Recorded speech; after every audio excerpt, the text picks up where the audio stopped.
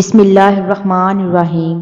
جب ہم اللہ پاک سے دعائیں کرتے ہیں، یعنی دعا کرنے کے دوران، دعا کرتے وقت اپنے اندر یہ 7 نشانیاں ظاہر ہوتا دیکھیں تو یہ سمجھ لیا جائے کہ اللہ پاک نے ہماری دعا قبول کر لی ہے اور اللہ پاک بہت جلد ہمارے حق میں بہترین فیصلہ کرنے والے ہیں۔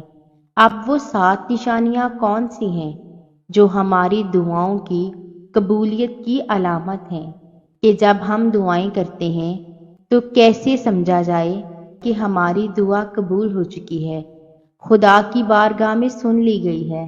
سنیں، پہلے تو آپ یہ بات سمجھیں، کسی چیز کو، کسی مقصد کو ہم اللہ تعالیٰ سے مانگتے ہیں، ہم فوری طور پر اس چیز کو حاصل کرنے کی جلدی مچا دیتے ہیں اور ہم یہ چاہتے ہیں کہ فوری طور پر ہمیں وہ چیز مل جائے۔ ایسا نہیں ہوتا۔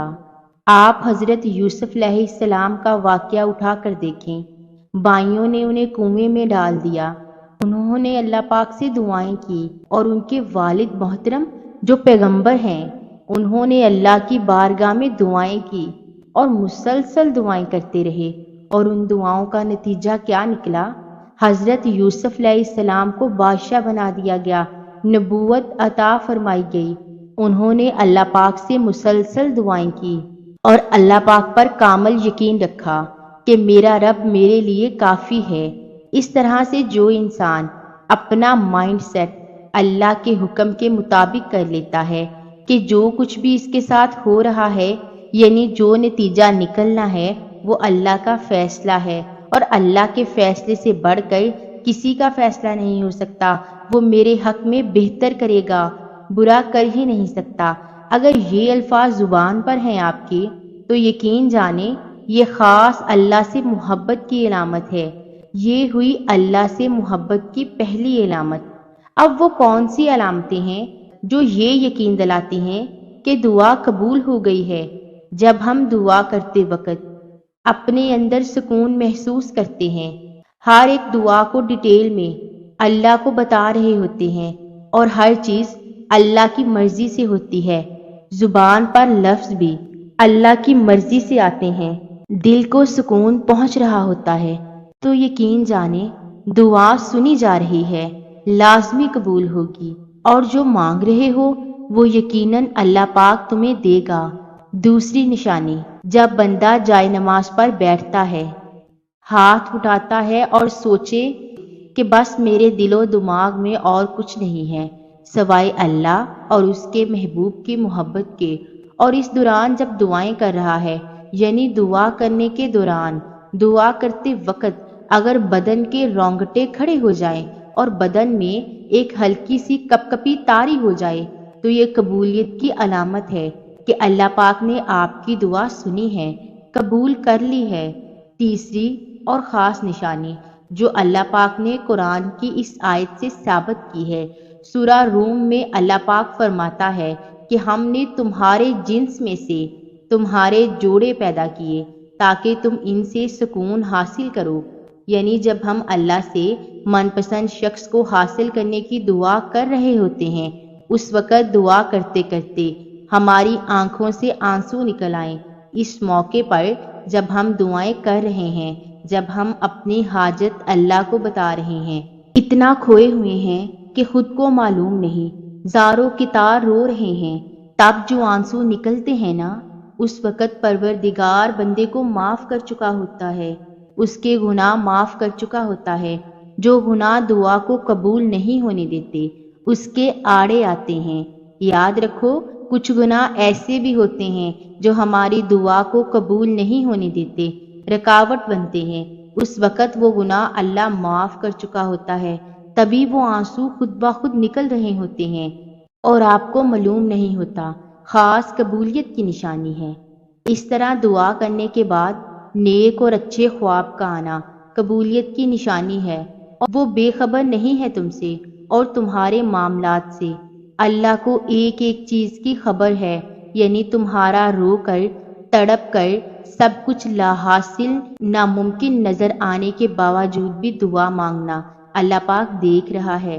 مسلسل دعائیں کرنا کسی حاجت کے لیے، ضرورت کے لیے دعائیں کرتے رہنا علامت ہے کہ اللہ پاک کو آپ کے مانگنے کی تڑپ پیاری لگی ہے، وہ سننا چاہتا ہے آپ کی زبان سے بار بار لگاتار۔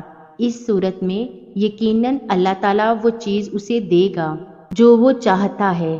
حضرت یوسف علیہ السلام، حضرت ایوب علیہ السلام اور بھی پیغمبر جن پر طرح طرح کی مصیبتیں آئی تھیں، پھر وہ تو نبی ہیں، گناہوں سے بالکل پاک۔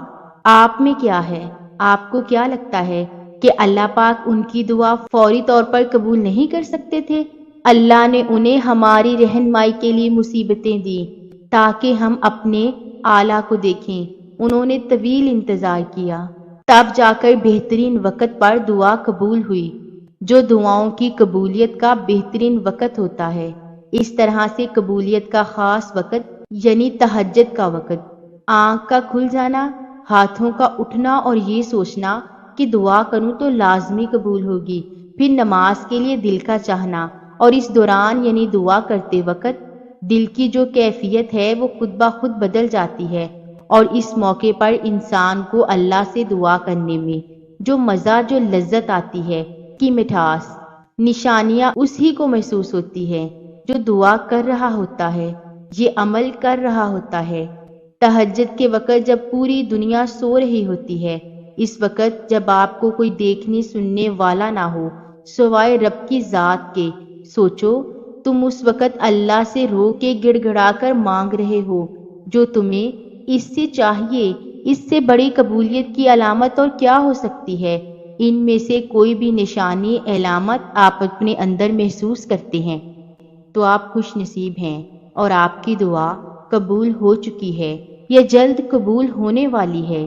دعائیں مانگتے رہو یہاں تک کہ آگے کچھ ممکن نظر نہ آتا ہو، پھر بھی مانگو۔ اللہ پاک فرماتا ہے انسان کے لیے وہی کچھ ہے جس کی وہ کوشش کرتا ہے، اور یقین کرو دعا ہی وہ آخری اکلوتی کوشش ہے جو تمہارے رب کو راضی کر سکتی ہے۔ دعا ہی وہ ہتھیار ہے جو تمہارے پاس ہے جس سے اللہ پاک راضی ہوتا ہے، اور وہ دعائیں کبھی ضائع نہیں ہوتی۔ ان دعاؤں کے ذریعے جو بہتر ہوتا ہے تمہارے لیے اس پر عمل فرماتا ہے، اور جو بہتر نہیں ہوتا اسے تمہارے حق میں بہتر بنا دیتا ہے۔ بے شک دعا کے معاملے میں کبھی بھی لوگوں کی رائے نہیں لینی چاہیے، ہمیشہ دل کی سننی چاہیے، کیونکہ دعا کا تعلق دل سے ہوتا ہے اور دل کا تعلق اللہ سے۔ جب دل میں اللہ کی محبت ہو اور اللہ پر یقین ہو، اللہ سے امید ہو، تو دل غلط مشورہ کبھی نہیں دے سکتا، اور تب دل سے مانگی ہوئی دعا عرش تک رسائی بھی پاتی ہے اور قبولیت کی خوشخبری بھی لاتی ہے۔ دعائیں تو سب کی قبول ہو جاتی ہیں، پر خاص دعاؤں کی قبولیت کا راز تو اللہ نے سجدے میں چھپا رکھا ہے، اور سجدے تک ہر ایک کو رسائی حاصل نہیں ہوتی۔ اس مقام تک تو صرف وہی لوگ آتے ہیں جن کی دعاؤں کو اللہ نے نئے سرے سے ان کے پسندیدہ انداز میں قبول کرنا ہوتا ہے۔ اللہ کی عطا کے خزانے تو بے شمار ہے، اور وہ تو بن مانگے بھی نواز دیتا ہے، پر سجدے کی لذت سے کسی کسی کو آشنا کرتا ہے، اور جب کوئی سجدے میں گر کر اپنا آپ اللہ کو سونپ دیتا ہے تو پھر اللہ اس کے لیے کافی ہو جاتا ہے، اور اس کا کافی ہو جانا جانتے ہو کیسا ہے؟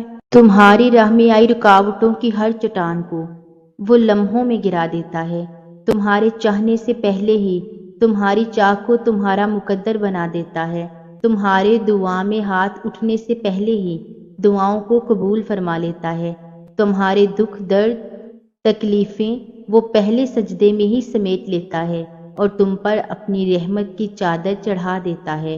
وہ فرشتے ہو کر بھی اتنا قریب نہیں ہوتے اس سے جس طرح دوران سجدہ اللہ تم سے قریب ہوتا ہے، اور تم اپنے رب کے اتنے قریب ہو جاؤ اور وہ تمہیں خالی ہاتھ لوٹا دے، ایسا تو ہرگز نہیں ہوتا۔